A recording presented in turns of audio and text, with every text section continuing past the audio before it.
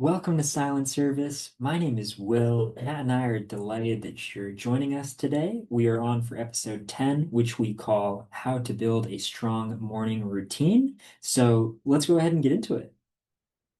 Anywho, Yes. how we doing, Matt? Doing well. You want to kick off with maps? You want us to get into it? Yeah, for sure. 'Cause I might throw you off. I might throw you off on the first one. All right. Well, now I want to hear. You go first. Anxious. Mentally. Feeling a little anxious today. Oh, I normally don't feel like that, but feeling a little anxious today. okay. Emotionally, I'm happy. Doing well emotionally. Physically, feeling strong, feeling good there. Spiritually, I'm feeling guided. Good there. Good. Just Good. have a lot going on. So mentally, my mind's in different places with all the different irons in the fire. Yeah. But Yeah. I think I'm feeling good enough to be focused with you here today. How about you? How you doing mentally, emotionally, physically, spiritually? Well, good. I'm feeling pretty strong. Mostly I'm feeling delighted to be here to chat with you. My my friend there, Matt, mentor Matt.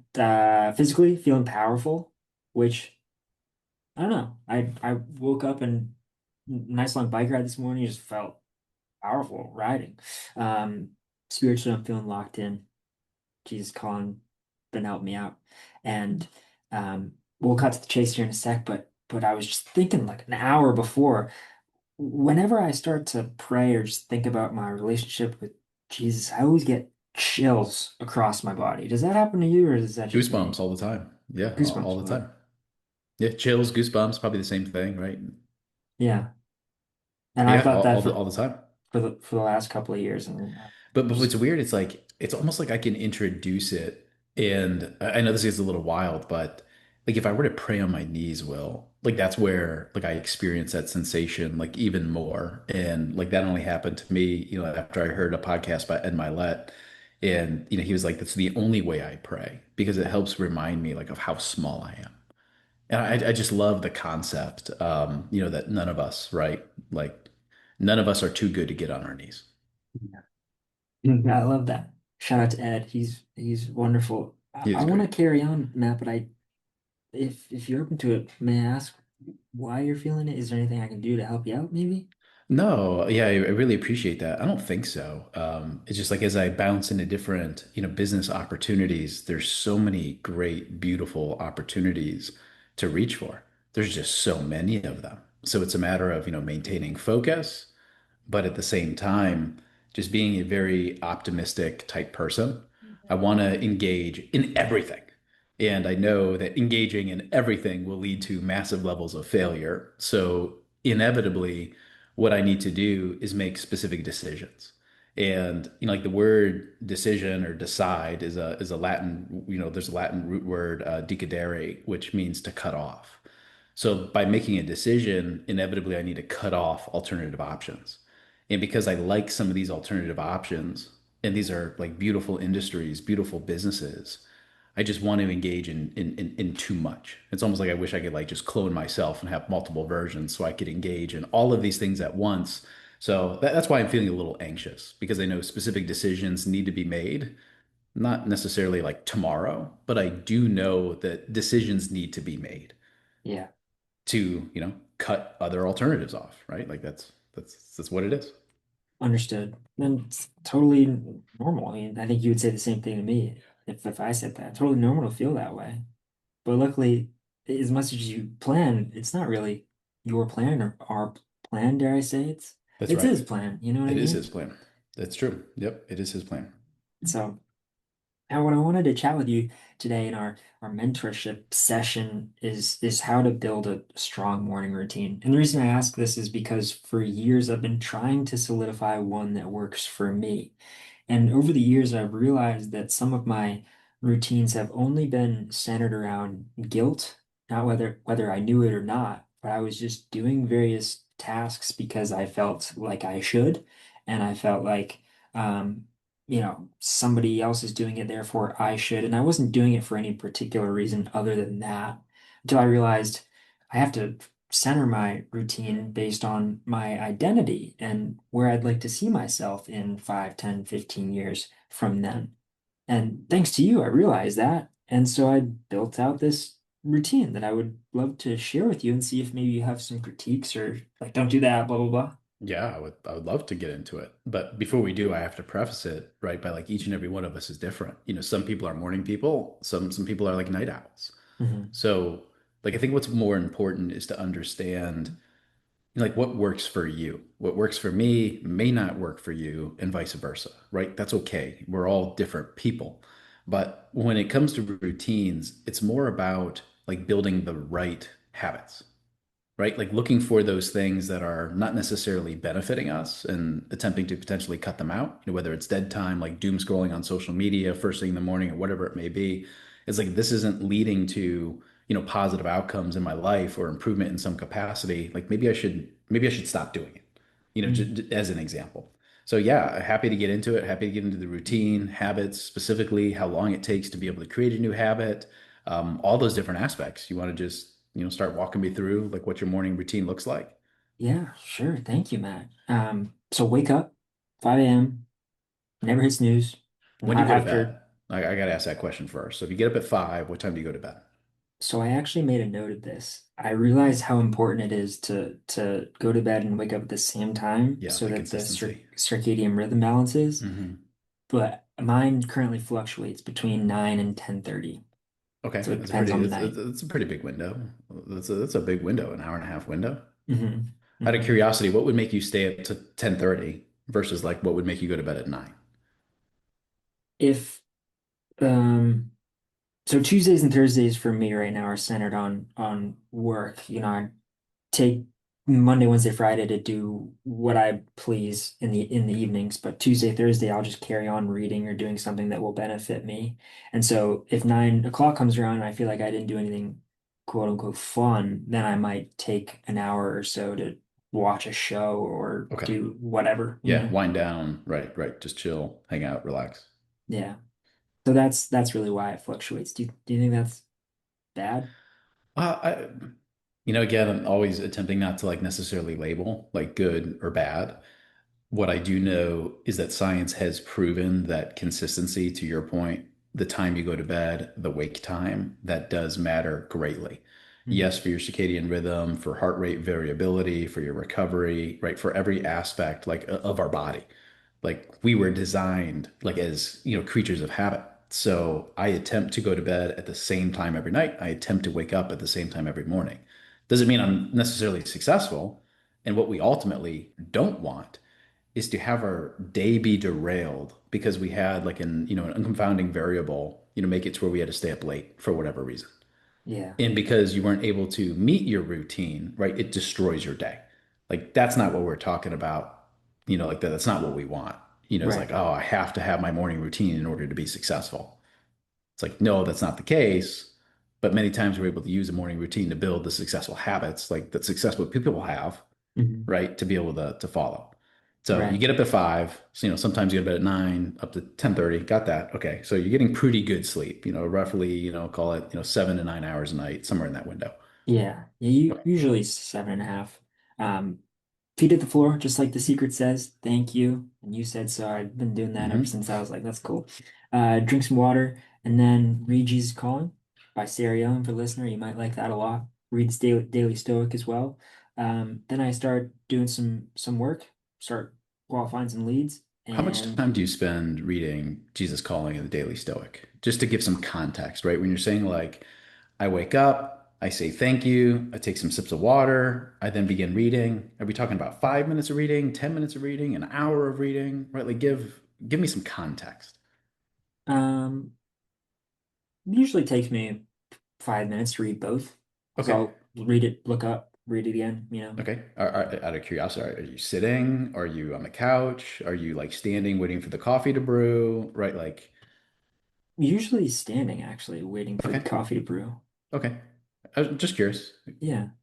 And so I do that, then do the bit of work, and then I sip some coffee, and then I get to more reading, which is an hour, sometimes 45, and I'll do 15 more minutes in the evening.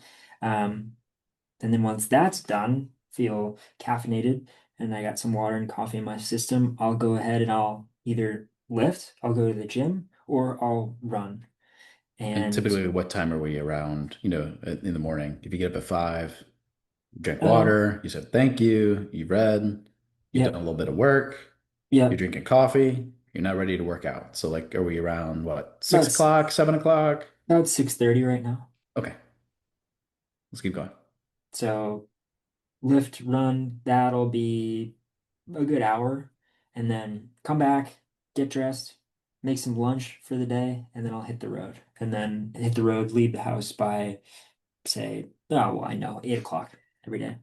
Okay, and you're typically in the office, like call it 8:15 to about 5:15, 5:30ish, something like that. Depends on the day. Maybe 6, 6:30, right? Just depends on the day, what we got Yeah, going on. yeah. What about after work?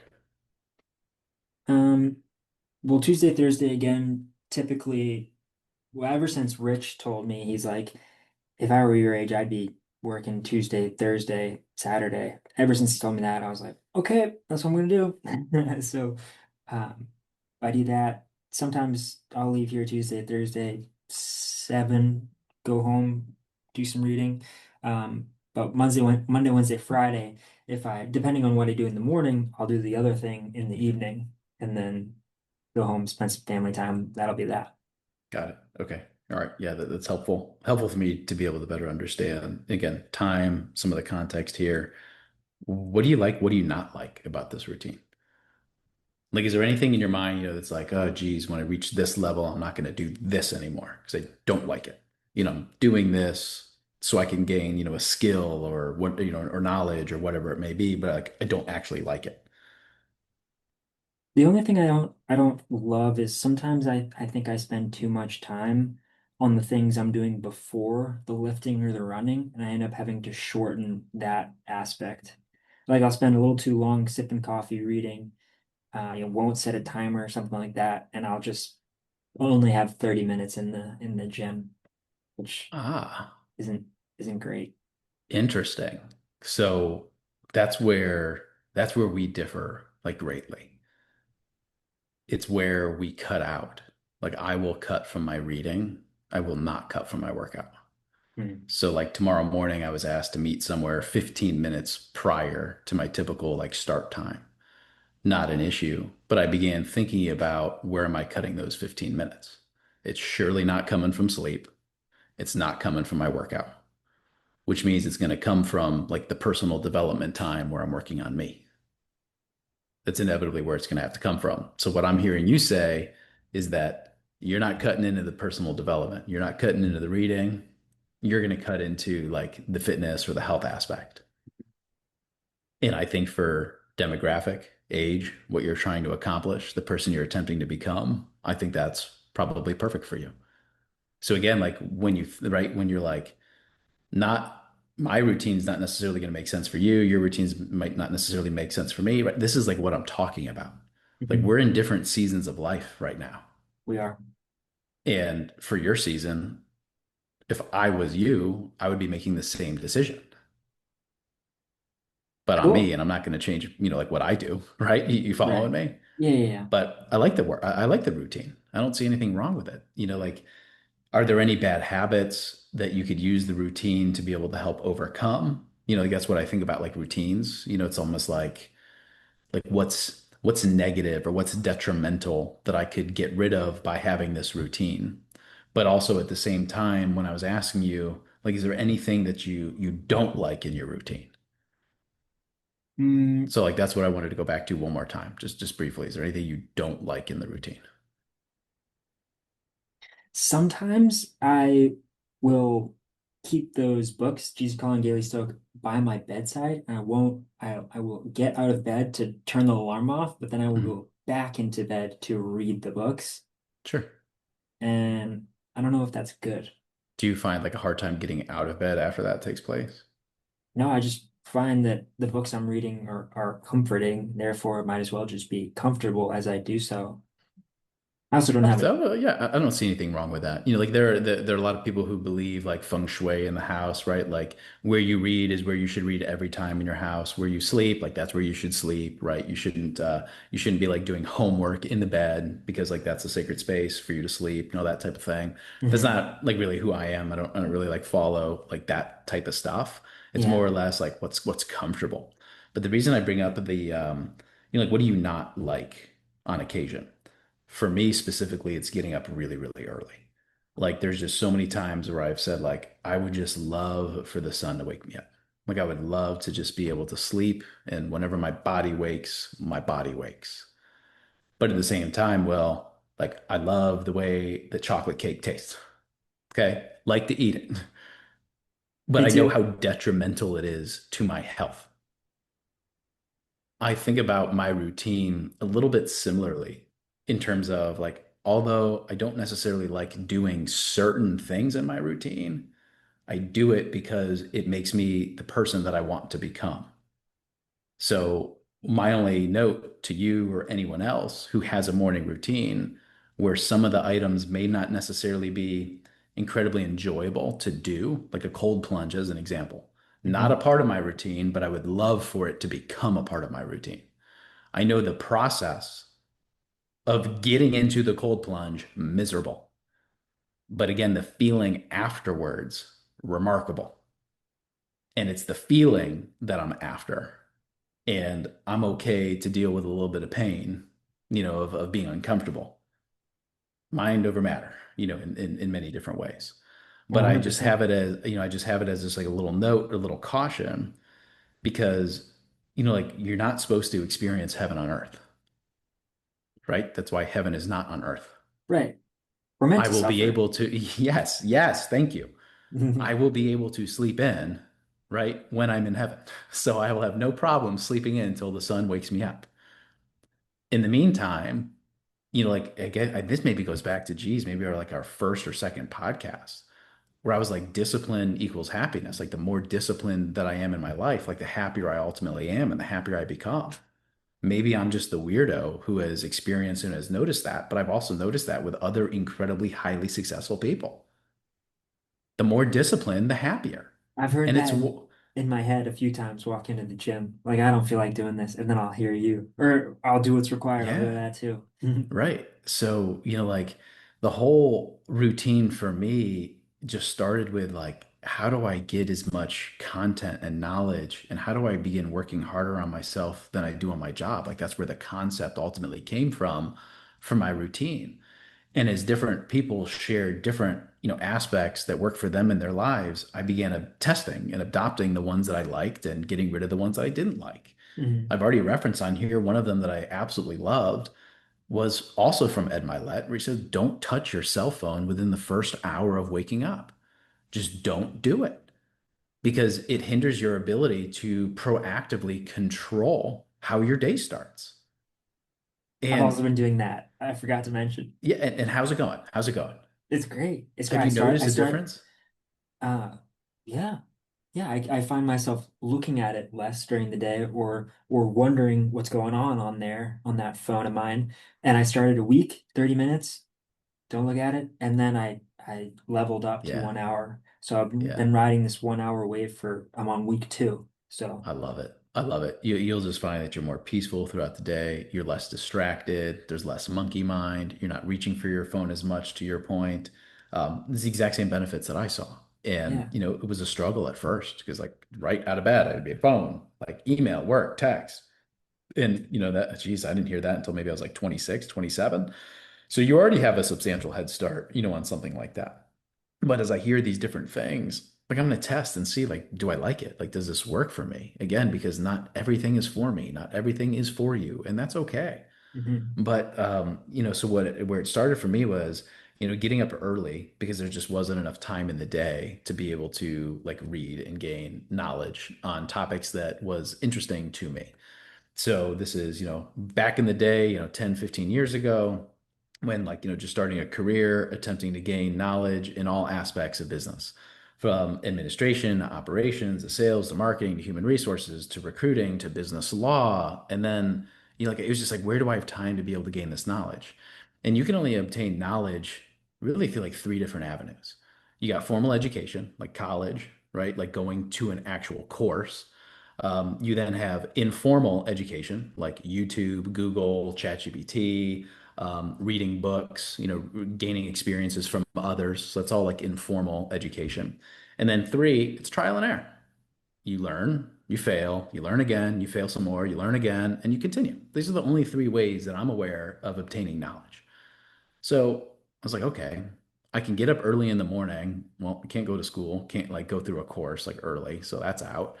Well, I can read, right? I have accessible information with books, and I don't really want to go through the learn, fail trial experiences. So I'm just going to learn from the greats. I'm just going to start reading. That's ultimately what happened. I didn't have time to read, so I'd have to get up earlier to read. And I just May I got up ask, earlier and earlier. at what age were you like, I'm just gonna do this every single morning and that'll be that? I think I was a sophomore in college. It's a little fuzzy because like I don't know exactly when it was, but I do remember a mentor of mine gave me a book to read, and whether I've talked about this, publicly or not, I have shared it with a lot of others. But in this book, the author wrote an instruction guide on how to read.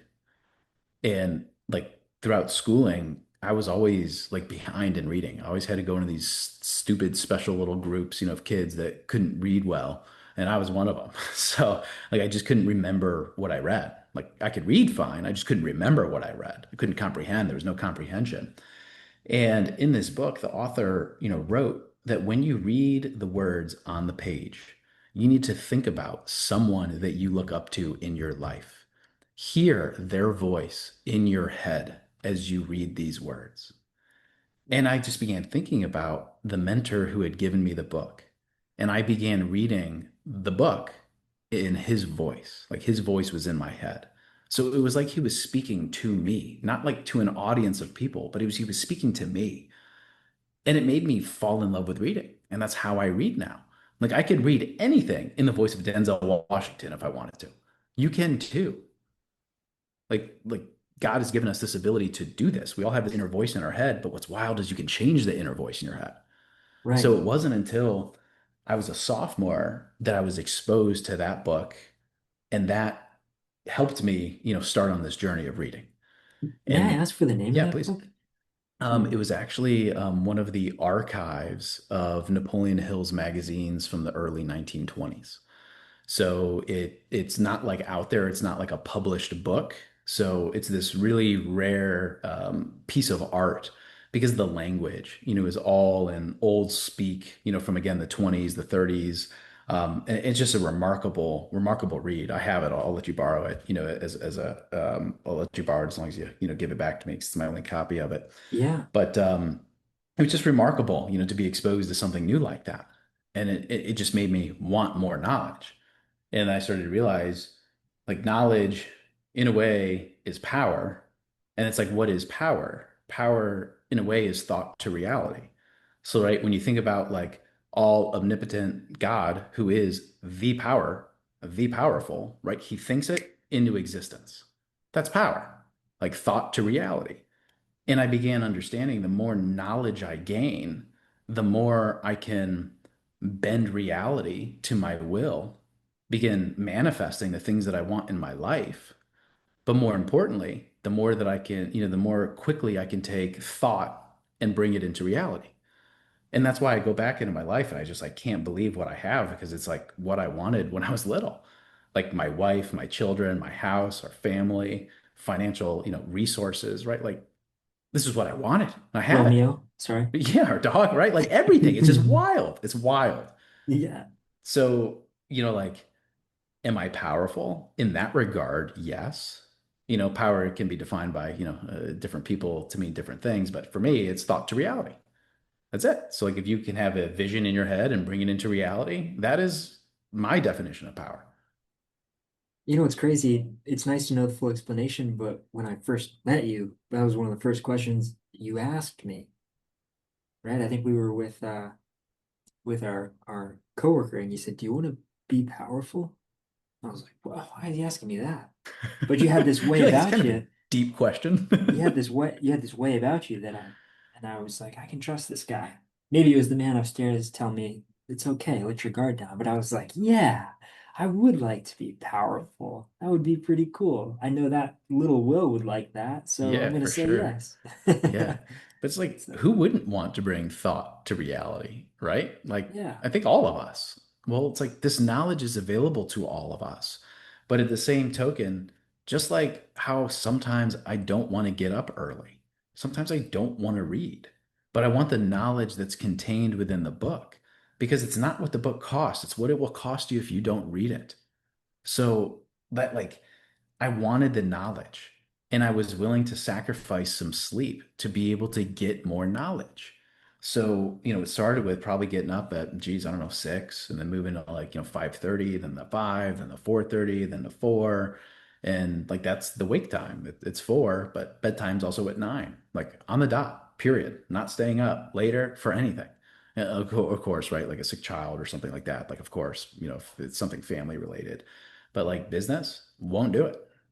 Just just won't do it. Is Like that the same on the 9 p.m. is my weekends? bedtime. Sorry, man, I interrupted you. No, yeah, it is the same on the weekends. So I want to maintain the same schedule on the weekends that I maintain during the week. Like that is a goal. And I didn't think that that was possible until I, really, really dug in and began following Rob Deerdeck, who is a world-class operator and a gem of an individual. But there isn't a single day in the year that he does not wake prior to 5 a.m. And I'm just like, okay, if he's evidence that it's possible and he's got a crazy wild tracking system, he's way more into it than I am. But I've pulled a lot of the items that he utilizes in his morning routine into mine. So, like again, this isn't like necessarily like creation of anything. It's like, ooh, I'm gonna take a little bit of this, a little bit of that, a little bit of this to make what works for me. Right, you're a shameless cloner. I am a shameless cloner. I have no problem, being the shameless cloner that I am. And I don't either. Yeah, good, right? Again, why not stand on the shoulders of giants, right? It's like what humans do. Yeah. So let's do it. So To for me, the day starts at 4. From 4 to 5, I'm reading. So it's always coffee immediately. Grab a book. I have it picked out the day before. Sometimes it's not a book. Sometimes it's literature on a business that I'm looking at potentially acquiring or industry related research, or maybe I have an urgent task that's work related that I need to get done. So that's like what I'll use as a backup or a buffer, to get something done. But usually it is reading, and I always have it identified and picked out the day prior. So there's never a morning where I wake up and I'm like, what am I reading today? Like I couldn't operate like that. So I always have what it is I'm going to read picked out. So from 4 to 5, I am reading. From 5 to 6, I am working out. I have the luxury of having a garage gym, so I don't have to travel. So at about, we'll call it, 5:55, 5:56, I go to my laundry room, I throw the gym clothes on, and I'm literally in my gym at 6 a.m. So I'm sorry, at 5 a.m. So 5 a.m. is gym time from 5 to 6. It's usually some CrossFit related workout, some high intensity, some lifting, a lot of cardio, a lot of running, a lot of sweating. And then at 6 o'clock, 6 a.m., I go shower. So it's shower time, it's getting ready for the day. That's usually a half hour. And at 6:30, it's time to get the kiddos up. The kiddos leave for school at 7:30. So my wife and I would like to provide them with an hour, of being awake before leaving to school. So I'm usually the parent who wakes both of our children up unless they wake up before I'm done showering, in which, my wife will take care of them, and get them up and start their days. So I get the kids up at 6:30, usually with them for, a brief period of time, connecting with my wife, talking about the day, getting lunch ready, or whatever it may be, up until about 7:10, and then usually leaving, heading to the office. And when I head to the office, usually about a half hour, so it puts me in, right around 8. And then in the summer, I shift the whole schedule by 1 hour. So instead of getting up at 4, I actually get up at 5. So like right now, I'm on the summer hours because my kids are not in school. So they stay up later, they sleep in later, and I need that time like with my kids. So I shift my schedule to better match theirs during the summer hours, and everything shifts. So instead of going to bed at 9 p.m., I go to bed at 10 p.m. So the entire schedule shifts 1 hour. And that's the time that I'm on right now. Why I'm getting the office a little bit after you is because I get the time, with the kids in the morning. So that's the routine. Wow. I mean, to you it sounds so normal, but for me it's really cool to hear. So Thanks a lot for Yeah, sharing. normal because right, it's every day. It's every day of my life. But what's a little bit unnormal, and some of these things were like conditioned, like working out. So when I work out from 5 to 6, most people are listening to music, YouTube or whatever it may be, playlists. Not me. I have either an audiobook or I have a podcast that I'm listening to. And I'm not just listening to it, it's on 2 times speed. So I'm, Yeah, listening to 2 hours of content during my hour-long workout. And it did not start that way. So, it started with just going on a run, listening to an audiobook or a podcast. That's where it started from. The skill of learning how to lift while you're listening, to like educational material, not the easiest. So that took several months to be able to work into, but I started with running and just putting on a podcast. And after I got conditioned, to listening, I would then speed the podcast up to 1.25 speed. And I that's what did I'm at that right now. for, you're at 125. Okay. So I Yeah. did that for a few weeks. And then I moved it up to 1.5 again for 2 weeks. And then I moved it up to 175 for a couple weeks. And then I moved it to two. And that's like where I've been for years now. So if I listen to a podcast at 1 time speed, they literally sound like they're drunk. Like they sound like they're drunk and stupid because like I'm used to them speaking quickly and then they talk really slow. So it's different, for me. Yeah. But when you think about this, I by the must talk so time, slow for you. I'm sorry. no, no, no, no, you're good. No, you're good. It just made me that I talk a little fast sometimes because I'm used to, hearing things quickly. But nonetheless, by the time the average person, the average American gets to the office at 8 a.m., they have not improved their life one iota. The average person's rolling out of bed, they're doom scrolling on social media, bathroom, shower, clothes on, music in the car, get to the office, right? That's when the day starts. So contrast, a typical, we'll say, working American, versus like someone like you or me, Will, where when I wake up, I'm starting the day with an hour of content, that is focused, an hour of educational content, some material that's going to improve my life in some capacity. During my workout, I'm gaining 2 hours of additional content, right? It's an hour at 2 times speed, which is 2 hours of content. On my drive in, which I did not mention, it's a half hour. I'm also listening to a podcast or an audiobook, which means I get another hour of content because it's a half hour at 2 times speed. So by the time I get to the office, I have read for an hour and I've listened to 3 hours of content that is designed for self improvement. So by the time that I get to the office at 8, and not that it's a competition me versus anyone else, it's a competition me against me. But by the time I get to the office at 8 a.m., I have between 3 and 4 hours of educational content that I've already got into my life. Right. And you explain that in such a modest way that I think is super appealing to the audience. So thanks so much for that, Matt. And now I'm all excited to like wake up tomorrow at 4 a.m. and just see how it goes. Let's go. Yeah. Yeah, those early mornings, is like really what like the concept of the podcast was about, right? Like when you presented silent service and you were like, it's the work that you do on yourself in the silence of the night, those middle hours of a marathon, that self-talk. Yeah, like all of the development has taken place like early in the morning, in the dark, between like 4 and 8. Like that's where all the progress, all the improvement has come from. And what Yeah, I did not share is like what happens later in the day. So let me just cover that real briefly. please. So I typically am good about leaving the office right around 5:30. I'm pretty good on that because I want to make it home for dinner, like with my family. Mhm. So typically home around 6 p.m. Kids are, going wild, usually really happy, excited to see me, tell me about the day. They want me to, join in with whatever they're doing, coloring, games, books, whatever it is. So I'm typically with my kids up until around 6:30 to 7 when we start like the bedtime routines. Kids are in bed by 7:30, which means my wife and I usually have about an hour and a half together from 7:30 to 9, like in the winter months. And then, in the summer months, my kids are also adjusted. So they don't go to bed till 8, 8:30, which means we still have the same, roughly hour and a half, before bed on those days. I am usually done though by the time I get home. So I do my best to turn off like at night. So I just know myself, I know my willpower, I know my energy levels, and I generally get shot like around the 6:30 p.m. area. It's like I'm not that night owl. I'm not the guy you will ever catch working till midnight, like burning the midnight oil. That's not who I am. I'd rather go to bed at 8 p.m. and get up at 2 a.m. Like that's what I would prefer. I'm much more of like the morning owl. And if I have to accelerate work output, I'll just reduce the time that I sleep. So I'll just, I'll get up at 3:30. I'll get up at 3 if I need to. But I cannot burn the midnight oil. I can't do the opposite.